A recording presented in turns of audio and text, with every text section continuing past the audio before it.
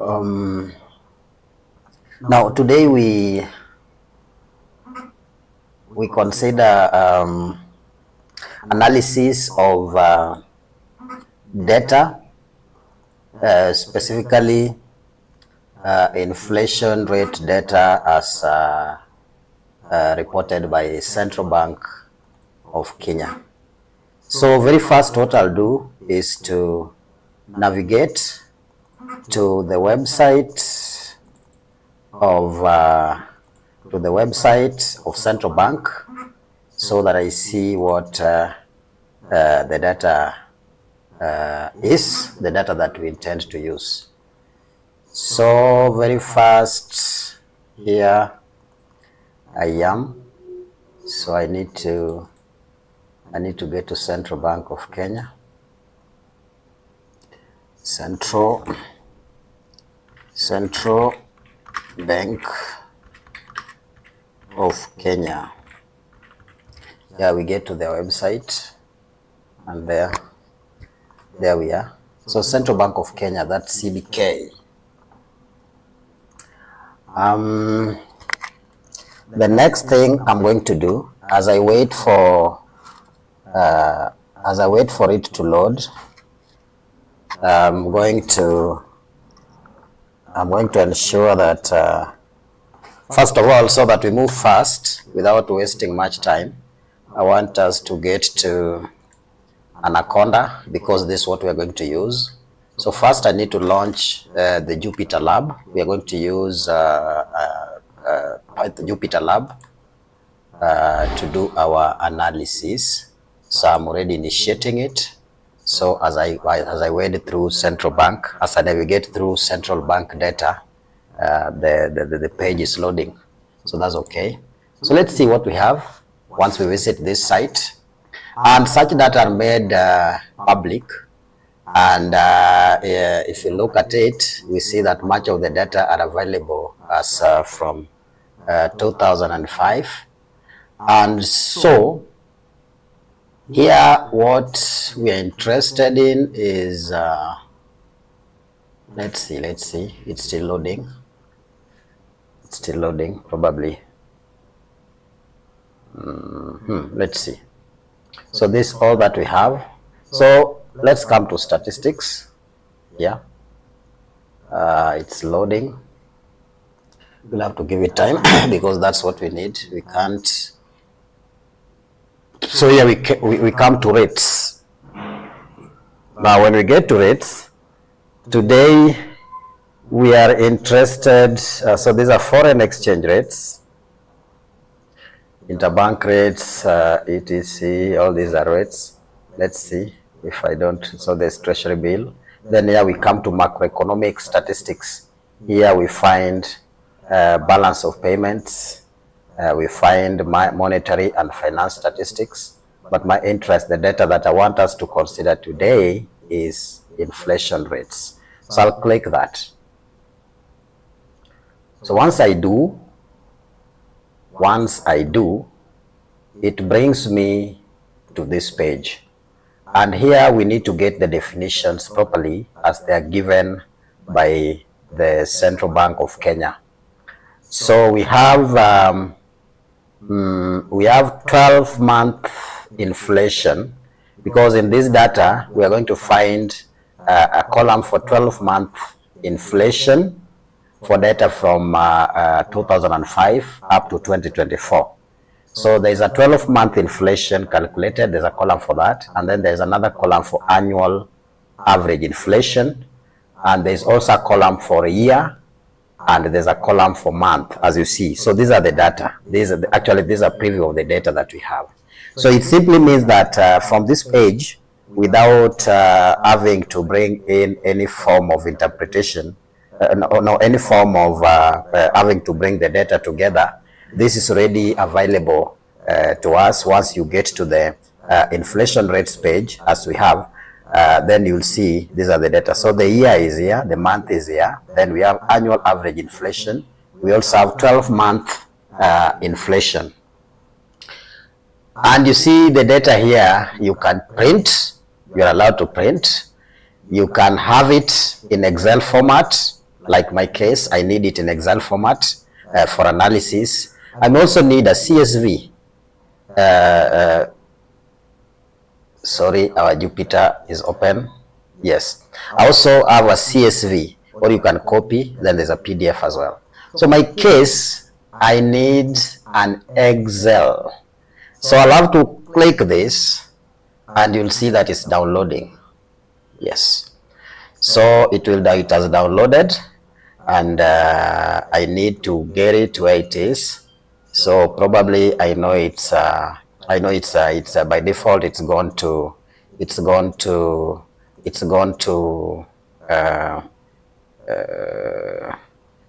downloads, but I need to take it to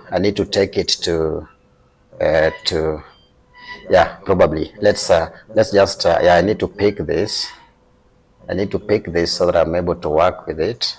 So that's the data as we already have. I've seen that's the data that we've just downloaded. So I'll be copying it and taking it to a different location. Then from that particular location, I'll be picking it to make sense out of it. So already we have data, and this is the data that we have. And just to have a preview of the data, we see that annual average inflation for 2024 December was about 4.50, and at that time 12-month inflation was 2.99. Now 12-month inflation is normally considered as inflation, normally considered as inflation rate, and is defined as the percentage change in the monthly consumer price index, that is the CPIs.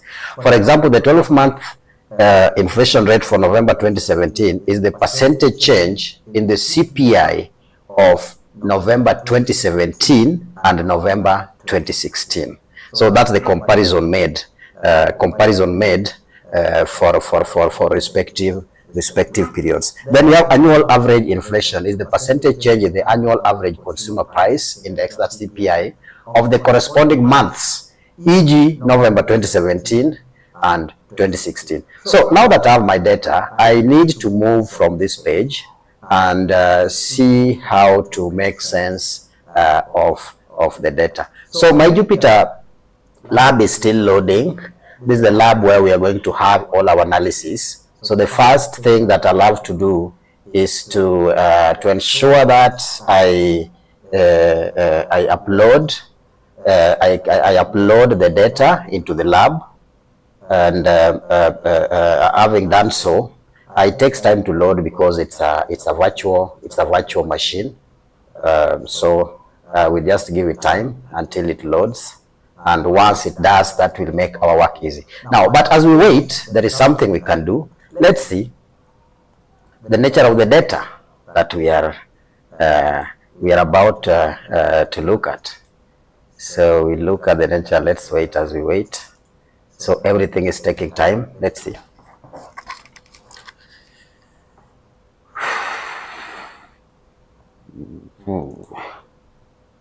So this will be one type of analysis that uses Python. The advantage of using Python, it's a free platform, and it's also flexible. It operates on an environment which is flexible, which allows you to do much more. So that's exactly what I'm going to do. But first, let's just observe this. We see that here. Okay, I need to just a moment. This is just a simple procedure. I think I'll be done with it, then we move on. Yes.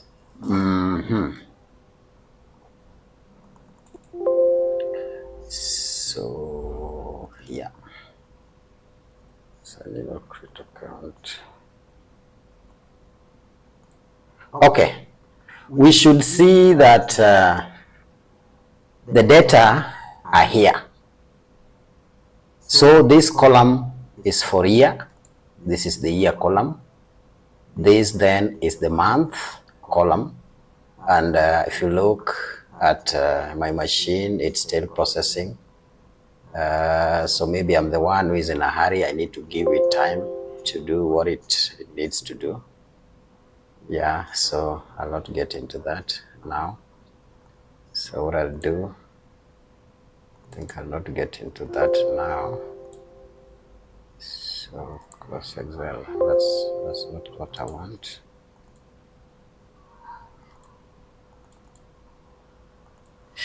Okay, let's see. This is what I have. So this is the data. Let me close this. Then I have this. So let's just look at what we have. This is the data that we have just brought, that we have just downloaded from the website of Central Bank of Kenya.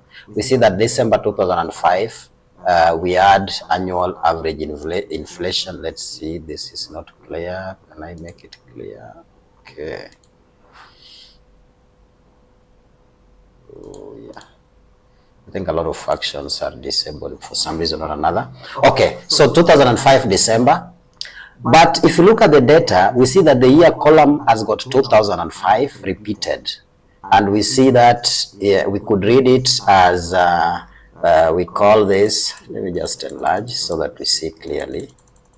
Because, yeah. So what I mean to show is this.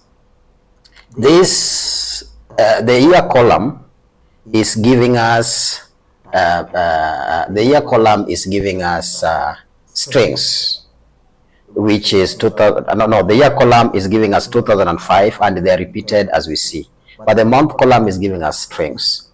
And these strings, if you look at them, we see that in January 2005, the inflation, average inflation was 12.27, while the month inflation rate was about 14.87, slightly higher. And then this should go as such. But you see, for the sake of our analysis, there is need to clean this data a little bit so that there is some order. In fact, I would prefer a situation where there is numbering, and so that the order is such that if I'm to begin, then January 2005 should have started, because that's the start of our data set. So January 2005 should have been here, and then it's arranged, followed by February 2005, like that, up to the last data point should be January 2025, because the data set, if you look at it, it comes, actually, it's this big, it's that big. It goes up to January 2024, not 2025, January, it goes up to December 2024. Yeah, this, that's what we have. So, so for us to have some meaningful consideration, one should have already seen that we need to arrange our data in a different format so that it makes sense. So without wasting time, let me check if our machine is on. If it's on, then we would straight away set out to, and here it is. I'm wondering why it's taking time. Let me refresh. It's taking a lot of time to load. Yeah, once it does, then it will be easy for us to make sense out of the data. Let me see, because looks like it's taking long, and I'm wondering what could be the problem with what the problem could be, because it should have by now, it should have opened. Yeah, looks like it's behaving. Let's see. Let's wait and see. Yeah, exactly. So it's responding. It's responding. Actually, it's responding. So this is the lab, and on this page we are going to perform our analysis, and any sense that we are going to make out of the data we are going to see here. So this is not just actually, it's a lab which gives us a window to monitor what goes on. So the first thing that I'll do, this is an environment that uses a lot of libraries.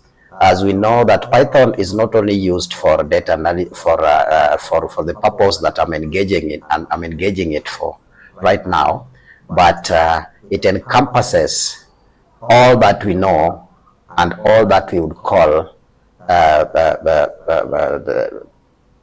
data science. So I'll start by having to import some of the libraries that I'll be needing, and I will be bringing all the libraries that I use more often without having to choose which one is for this particular purpose, because I intend to continue with the analysis of this data set until I get to I'll be bringing in more aspects of it, like foreign exchange rate, interest rate, and how they interact. I'll also be bringing in the aspect of public debt, and that means that our analysis with time will entail having to consider cross-factor interactions. So, but today we are dealing with a data set which is just inflation rate. So first, I see it was busy, now it's idle. That means I can already engage this cell. And the first thing I'll do is, without having to waste time as I type to import the libraries, I suggest I should just do this, copy paste, because I know all this I'll need that I'll need. So I come here and paste. Yes, it's taking time. Yeah, it's come. Yeah. So probably the purpose of this class is not to teach data analysis using Python or Pandas. And so for that reason, I will not take much time on this particular section here. But basically, if I talk about NumPy, I'm importing NumPy to allow me,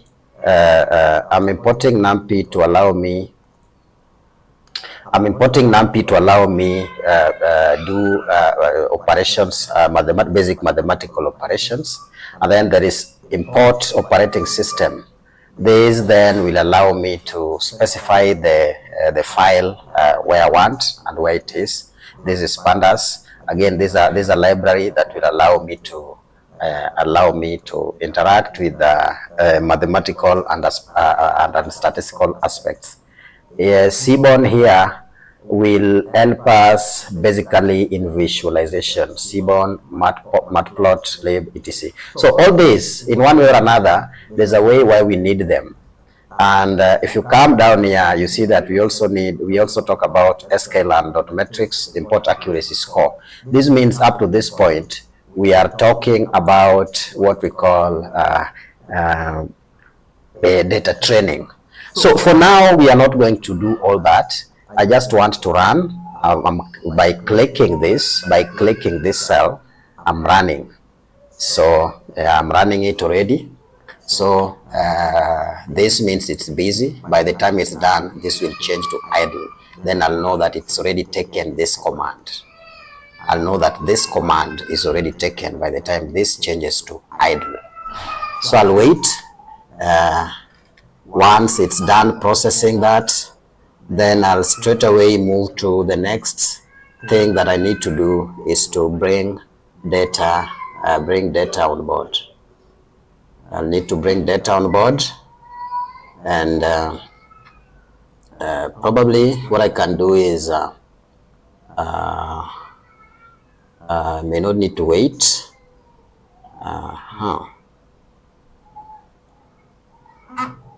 So it's still indicating busy. But as that happens, the next step that I need to do, if after bringing on board the libraries as I'm doing, yeah, it's already done. So it means that the command is already taken. So my next step here is having now to bring the data on board, our data of inflation rate. So let's bring the data on board. So here we have, we'll do that by first, let's say we are specifying the file path. So I'll say file path, no, file file path, the file path that I'm referring to, and it's we'll be having that.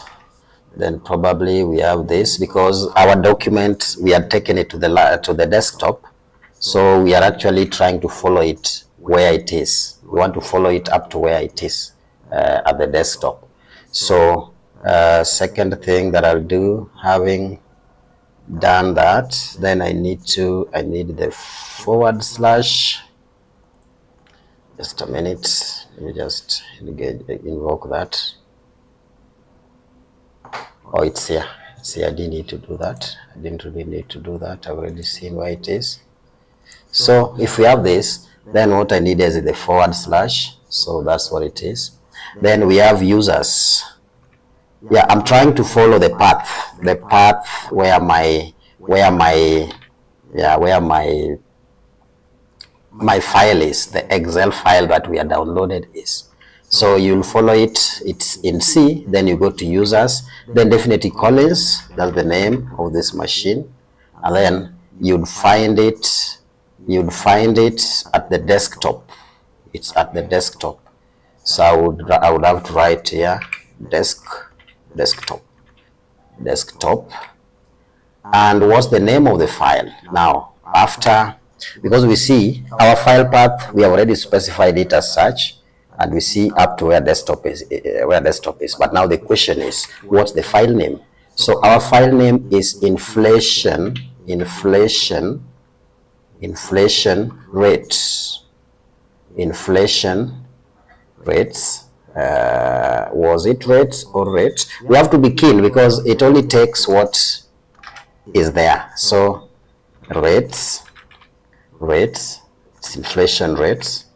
Then we have that, and when we saved, it was that particular file, and it's a .xlsx. Now that this last part here just refers to the fact that it's an Excel document. So up to here, we should have completely specified the file path, and let's run and see if this environment has already recognized that particular command, so that we proceed. And we see that the command is picked. So what we have is that that particular part of the instruction that we have given it is picked. But then let me just edit this. I still on this before I leave it. So having done that, I may need to be sure that that the file exists at the specified path. Yeah, I want a situation where it scans and checks if that file exists where I've specified. In the event that it does not exist, then it should give me it should actually inform me. So how am I going to do that? Because I told you this is a flexible environment. You can program it so that it gives you what you want, and you manipulate data the way you want. So my case is without having to involve myself in a lot of work, I will tell it if os.path exists in bracket. Sorry, I just need to close this. It should just be this. Yeah, in bracket file path. Basically what I'd mentioned it's this should be this. Okay, this environment is so sensitive to cases. It's also so sensitive to spaces. So one has to, and also sensitive to spellings. So one has to be very careful so that it does not give you an error. So once I've done that, I'll close it and put this. Putting that allows me, now because I'm just trying to tell it, if the file path exists, yes, then we should be referring to the data frame where it is, and that data frame is actually PD, that is for pandas, dot read Excel, because it's an Excel file. So I say Excel in bracket file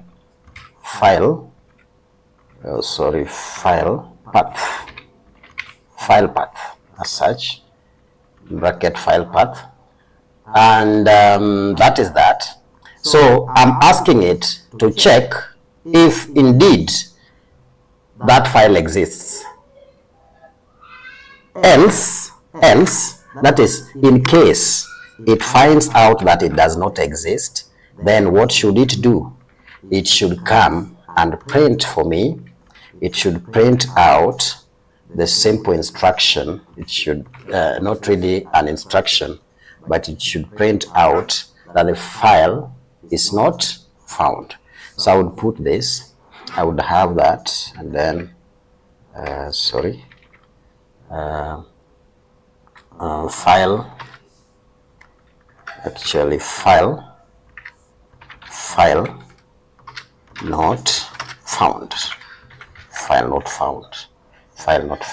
file not found, and basically, so we talk about the file. It's the file path. Now this is I said the main purpose of having this class today is not to teach Python or how to do data analysis with Python, but our main purpose here was to analyze the data, and that's basically what I'm doing. And these are steps that I have to take. So I've already asked it to actually, I've specified the first thing that I did here. This code here is simply saying that the file path where our file is located, it's located local disk, that is C, users, Collins, then you get desktop, you get to desktop, and the file is inflation rates, and it's an Excel file. Then I'm asking the OS, this one here, this one I'm using now, this library, to check if the file exists, then it should read it. If it does not exist, it should then tell me that file not found. That's what it should write back. So let's run it and see what it's giving us. Yeah, it's busy, still processing. So by running, every time I'm running, I click the play button. That helps me to run. But then you see it's already run, and we see that it's not printed file, because if the file was not found, it would have printed file not found. But looks like our file is somewhere, and that's why it's silent. So let me see. I want to see what our data is, because now we have it. It's now, we have already brought it into the data frame. So the first thing I will have to do is to describe the data. So I'll say describe. So the first command that I'll call is describe. This will give me the descriptive statistics of the data. So I say describe as such, and I run. Good, it's here. See? So our data is well captured, and that's why you see here now we have something that we can put our eyes on. And this is now the first part of the analysis, because what we intended to do was to start by describing the data. First, we needed to start by describing the data. So this simply means that we are dealing with data that runs for 241 months. That's what this 241 stands for, right? And the mean for the year does not make much sense, and so we may not need it here. So for now we may ignore it because it does not make much sense. We didn't really need the mean for the year, but somehow we are given it's about 2014 0.51. That's around 2015. We'll see how significant that is. But in this particular analysis, that we didn't need that much. But average inflation we see is about 7.643,154. So for the entire time, that is from 2005 to 2014, we see that the mean annual average inflation is this. It is 643,154. Let's now bring these numbers into perspective so that we understand what they really are, because it's possible that we could as well populate the annual average inflation for all the years, which if we did, we would find it. But now, for this particular purpose, what we have before us, in terms of the output that we have had, when we give it the describe command, we see a standard. Actually, it means that the minimum of the inflation rate that we have ever had is about 3.93, average inflation rate, 3.93. And the maximum that we have ever attained is about 17.07. And the standard deviation, as much as we are saying that the mean annual average inflation, is 7.643154. It's having a standard deviation of 3.293158. This means that at any instance, 95% of the time we'll find the mean being 7.64, say, plus 3.3 or minus 3.3. So let me just bring another tool here. Let me bring another tool here to help me explain what I'm talking about. Epic pen. Epic pen. Yes. Let me just bring this. It may be useful. Yeah. Yes. Let me just bring it on board. Yeah. So with that, that's where we are. So we see this is now the 25th, the lower quartile of the data. This is where we find the lower quartile of the data, and we find 5.41. The upper quartile being 8.36, and we see that, look here, the median, which happens at about 50th percent, that corresponds to the median. We see that it's about 2015.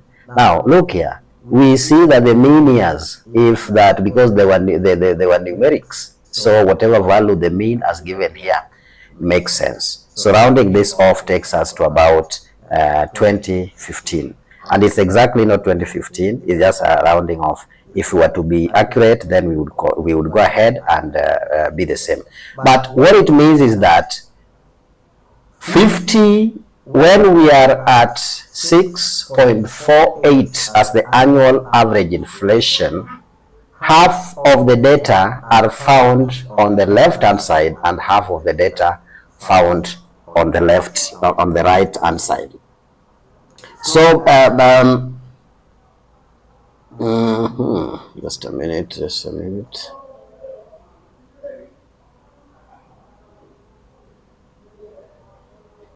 Yes, so we leave the Epic pen. It's not responding, so let's just quit. It was even making this hang. So we see that the mean is 7.64% averagely, and we say over the 20-year period, the average annual inflation rate was about 7.64%, and the median is 6.48%. That means half the time the annual inflation rate was below 6.48%. Now the mean here, the mean is higher than the median. If you consider this, then you see a key takeaway here is that the mean, which is 7.64315, is higher than the median, which is 6.48. This suggests a slight right skew. It means that some years had significantly higher inflation, pulling the mean upwards. And this means that although inflation was typically around 6.48%, there were occasional years with much higher inflation. So that's how that's why we interpret the fact that the annual average inflation mean is 7.64 and is higher than the median, which is 6.48. Now let's move to the 12 month inflation and see what it's giving us. We see that the 12 month inflation is 7.43%. That means the average 12 month inflation rate was 7.43 and the median is 6.34%. Again here we see that the mean is slightly higher than the median, indicating occasional spikes in inflation. And if we look at the standard deviation, that is this, there is standard deviation for both the annual average inflation rate, which is this, and that for 12-month inflation. They are not so different from each other, but that small difference we'll see whether it's significant or not. But we see that the annual average inflation standard deviation is 3.29%, while that of 12-month inflation is 3.93. So inflation rates fluctuate significantly over time with a standard deviation of around 3 to 4%. Now if you look at this, basically 3 to 4%, because this 3.29, which is 3.3, then this is 3.9, which is about 4%. Higher standard deviation in 12-month inflation, that is this, means short-term inflation fluctuations are more pronounced than long-term averages. That is, the higher standard deviation here, you compare this is greater than this, because this is annual, but now this one we are comparing between the corresponding months. But we see that that of 12-month inflation is higher than that of annual average inflation. That means that short-term inflation fluctuations are more pronounced than long-term averages. Then let's look at the maximum and minimum fluctuation.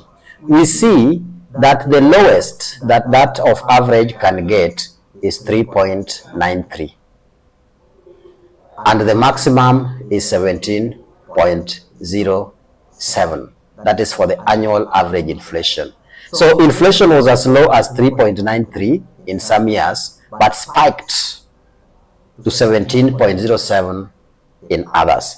I think if we look at different changes in different environments, like say political, social, and economic, then one would understand why we have such kind of wild deviations in the inflation rate. Because the period that we are considering is from 2005 up to 2004 and up to 2024. And one can reasonably say that that's actually the time when a few of the indicators or the parameters that we use to gauge or track performance were put in place, and actually monitoring started on a serious note. But without having to put blame, I think it was generally understood and argued that when the new government was coming in 2002, that was a change and actually a break from the long reign of our second president. Now, there are several ways or policy issues, changes in policy issues that may explain such kind of spikes, and having to come from a low of 3.93 to a high of 17.07. But again, as we move, I'm going to compare what the inflation rate was between 2005 up to 2008. The comparisons, I'm going to give you what the annual average inflation rate looked like between 2008 and 2012, what it looked like between 2013 and 2017, and what it looked like between 2018 to 2022, so that one is able to make to actually make an informed decision of the data. So that's where we are. So some extreme inflation spikes occurred, possibly due to economic shocks, supply chain disruptions, or policy changes. Now that may explain that particular change. Now let's look at the quartiles. Now these quartiles, we have 5.41, that is the lower quartile for the annual average inflation, and the upper quartile is 8.36%. The median is 6.48. Now 50% of the time annual average inflation was between what that means is that 50% of the time, that is between 2005 to 2024, 50% of the time annual average inflation was between 5.41% and 8.36%. And 50% of the time 12-month inflation was between 5% and 8.29%. Now these values indicate that inflation fluctuates moderately, but in most years inflation remained below 8.36%. Now economic implications of the values that we see here: relatively stable inflation, that's what we have, except for occasional spikes. So what we're saying is that our inflation behaves in a relatively stable pattern, except for occasional spikes that we may have as a result of policy changes or change in political and economic or social environment, but mostly it's economic and political. So most of the time inflation hovered around 6 to 8%, and I think that that we have seen from the data, between around 6 to 8%, and some extreme inflationary periods with a maximum of up to about 19.72% for the 12-month inflation. Some years saw very high inflation, which could be linked to economic crisis or policy failures. Yes. Now inflation tends to increase over time. Now the 75th percentile is significantly higher. The 75th is significantly higher than the 25th percentile, suggesting that inflation is rising in the long run. Let's look at this again. We consider here, we have the 25th percentile being 5.41 and the 75th percentile being 8.36. That is for the annual average inflation. But for 12-month inflation, we see that the 25th, that the lower quartile is 5 and the upper quartile is 8.29. So that indicates that in the long run we expect the inflation rate to be rising. Of course, that's what the data says, but we operate in different environments owing to different or varying policy changes, which come along with different results. So what we can say here is inflation does not return to the mean. What we have is final. Some of the final takeaways here is that inflation persistence, that is, inflation does not return to the mean quickly, and past inflation influences future inflation, that we can see, right? Again, volatility. Again here, the other day we saw that. Almost, I think 2 weeks ago, we had the Central Bank of Kenya and Kenya National Bureau of Statistics agreeing to revise inflation rate parameters to consider when calculating the inflation rate.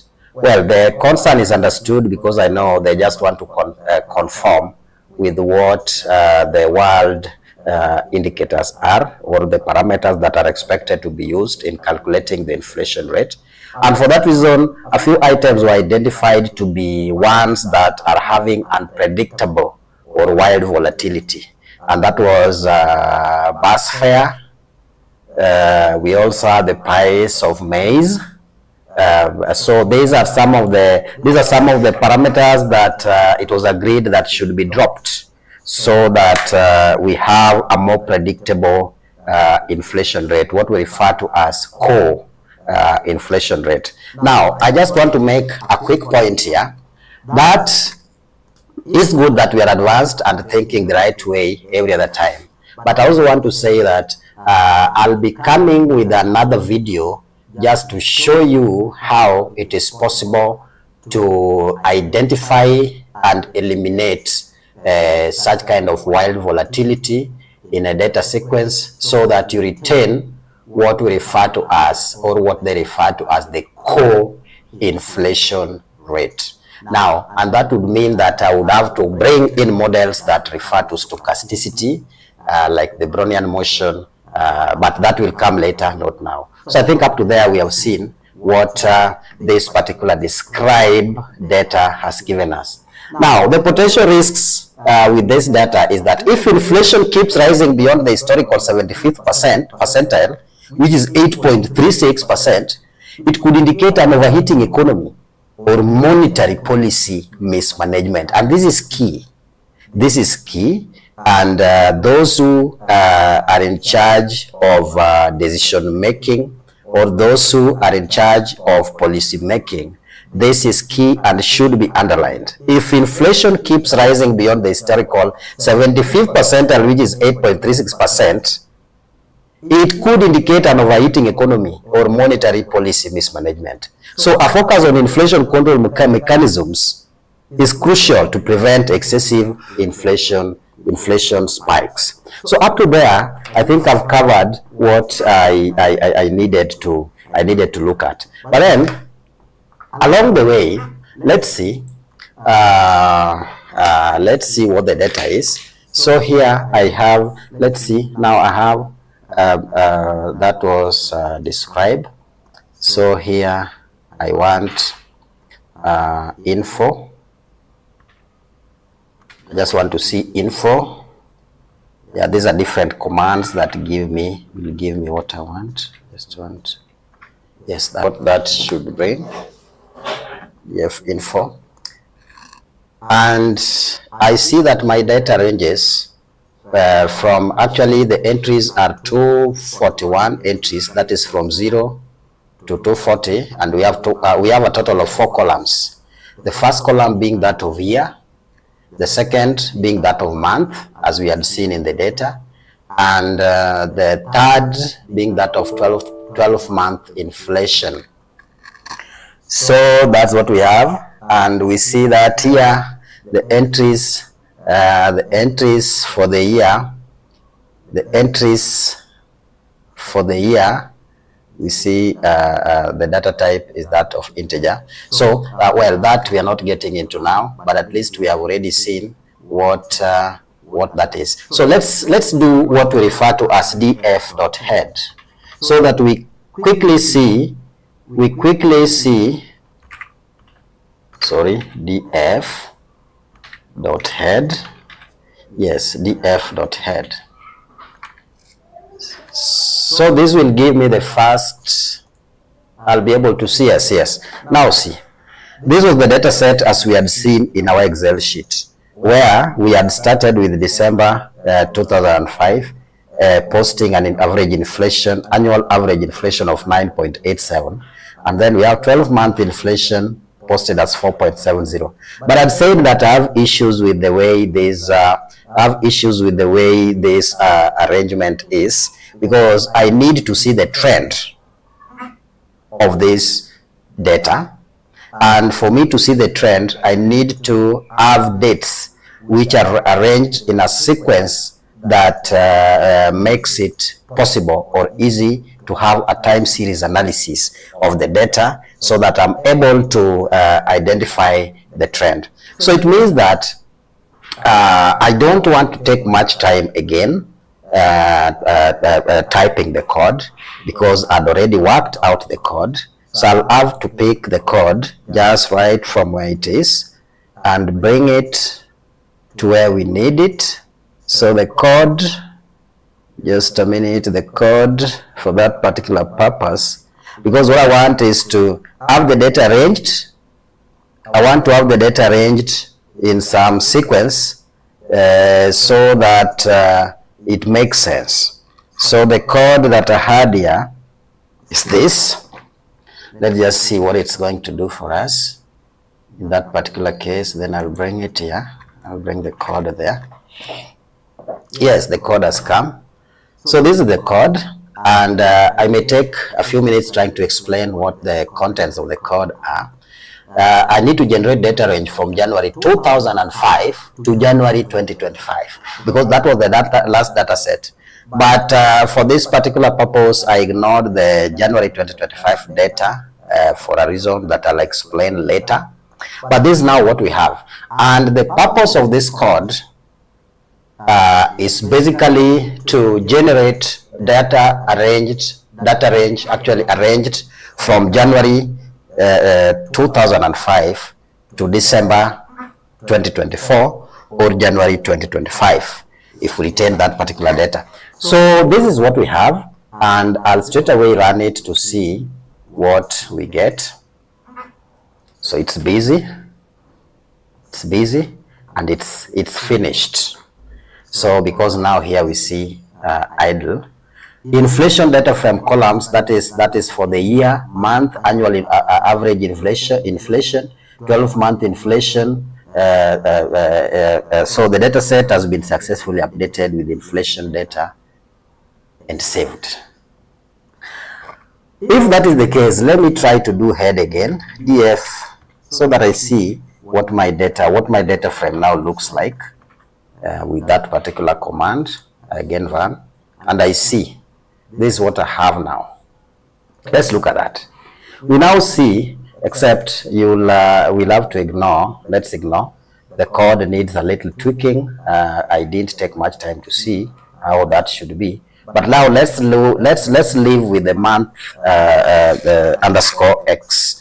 So you see that the year 2005 we have it repeated here, but now we have had another column called dates.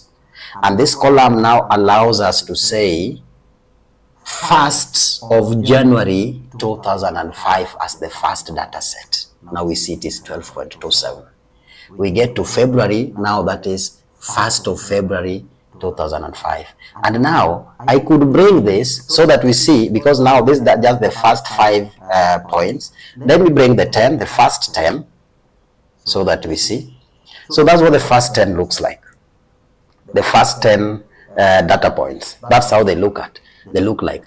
Probably I should have brought 12 so that you see that how the period for a year goes. How our period for the year goes. Yes, let's see. Yeah. So this is how our period for the year goes. It will start, 2005 will start from January up to December. Then if I'm to add the 13th, then you would see January 2006 now coming in. So let me add the 13th. If I add the 13th, then the next value I'm expecting is that of January 2006, and you see it's right there. So I've already achieved that. Now, having achieved that, I've brought the data in that particular sense. There is something I need to do. First, let me before I consider doing another thing, I just want to bring the time series plot. I didn't want this presentation to take so long, and so for that reason, I'll not be typing, but I'll just be carrying the ones that I've already had and bring them so that we make much sense out of them. So I need a time series plot of this, because having a time series plot will enable us to see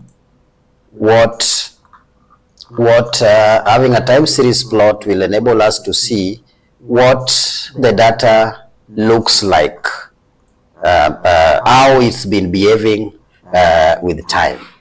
So for us to do that, then the relevant code that I had for this, let me just scout through until I get it. then we'll be fine. We just scout through until I get it, then we'll be fine with it. Yes, so I need a time series plot of the data.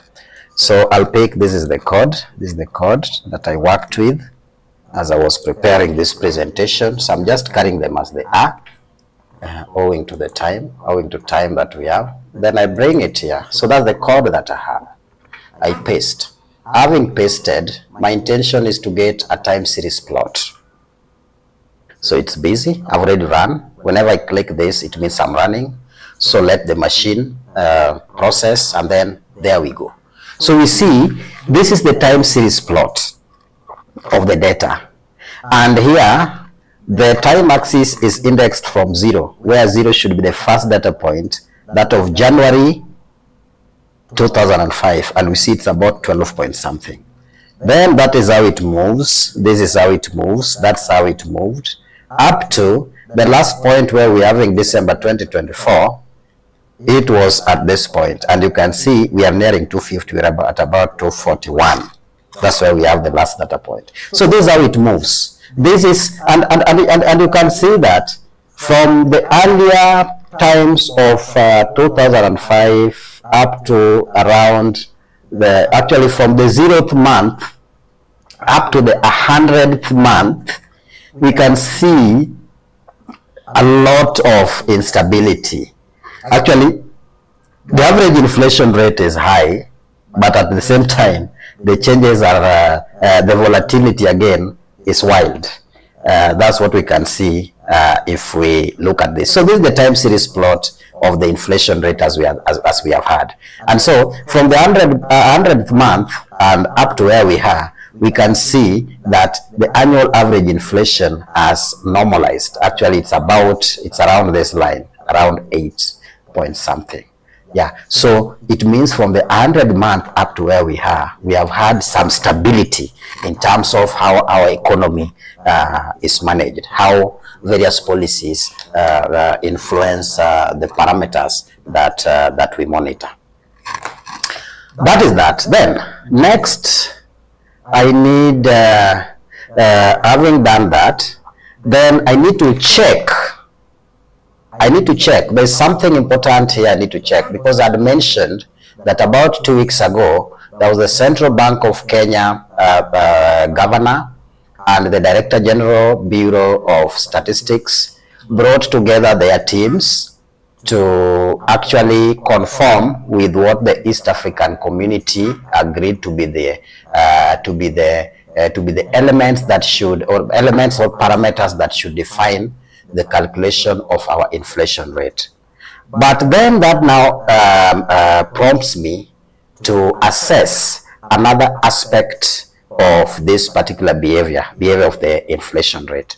And for that reason, I want to check for what we refer to as stationarity. Stationarity should tell us whether, as much as our inflation rate fluctuates, it does so, but it does so around a particular mean. And so that if we considered standard increments in terms of the Brownian motion, then we should have a zero increment, a zero change. And so the one way to check that very fast is to check for stationarity. So and in the event that we see that it is non-stationary, that will mean that it is influenced by some wild volatility, like the ones that were referred to in the report of the CBK and Kenya National Bureau of Statistics, that prompted the removal of some bus fare and maize from the calculation of inflation rate. So let's see if these our data, the data that we have here, was it stationary or was it non-stationary because it lacked that kind of refining in terms of the parameters. So the first thing I'll do, because now I'm using the data and this is real data and data doesn't lie. So what I'll do first to check, I want to check for stationarity. How stationary is the data? Is it affected by, is the mean seriously affected by some of the wild volatility that is occasioned by the nature of some of the goods or services that we seek. So first, what I'll do is to check for stationarity. I would want not to pick a very complicated one, but I just want to do it in a very simple and yet a very straightforward way, one that allows us to see why we have done so. So first, let me see, because I need to check for stationarity. Just a moment. Yes. So first thing I'll do, I'll come here. I'll come here. I'll come here. I'll pick this. So I want to check for stationarity. So I copy that part of the code, bring it here, bring it there, that part of the code, run it and see what it's giving me. It's still busy. Yes, there it is. So it's done it. So we see that ADF test is ADF test. We see negative 3.8309. So, and the p-value that corresponds to that is about 0.02605. So the ADF statistic is significantly negative, indicating strong evidence against the null hypothesis, because our null hypothesis indicates in this case that unit root exists, meaning the series is non-stationary. But in this case, we are saying that there is strong evidence against that null hypothesis, and so it means that the data is stationary. That is what it is. So our data is not wildly non-stationary, and realize that all these data, we have been collecting them with bus fare and all those other elements that are excluded from calculation of the interest rate. They are all here, but still we see that reasonably our inflation rate is stationary. Stationary here means that it has a mean which we have specified or estimated as approximated as 8.36. So it's actually just around that mean, and that's why we refer to it as it appears as stationary. Now, next, I now want to compare the inflation rate for different periods. And again, that I'll pick the code because these codes had worked with them as I was preparing this analysis. So instead of having to type them one by one, I can just be picking them as I do, so that I pick load and we see what they give us. So this is what we have, and okay. So I'm again taking this here, I'm bringing that. So here I want to compare inflation rates between 2008 and 2012, between 2013 to 2017, between 2018 to 2022. So I will run it so that I see what it's giving me. I run so that I see what it's giving me.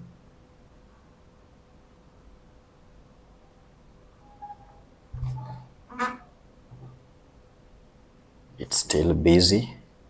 It should not bring a mistake, as I suggest. If it does so, it means we'll have to get again and try to check where the problem is with the code. Yeah, definitely that's what it has done. So it means we need to debug. I definitely need to debug this so that we get the actual. So this error is coming up because there is a mistake with the code. And definitely if I come here, it tells me that the key error is with the annual average inflation. Let me see. Where do we get that? It's that line. Which line is? Yeah, it's line 12. So we have average, yes, yeah. So let's see if by changing that, it will respond. Yes, and another one, do we have another one somewhere? No, let me see. Let me just run it. Good, good, good, good, good, good, good. Yeah, it's come.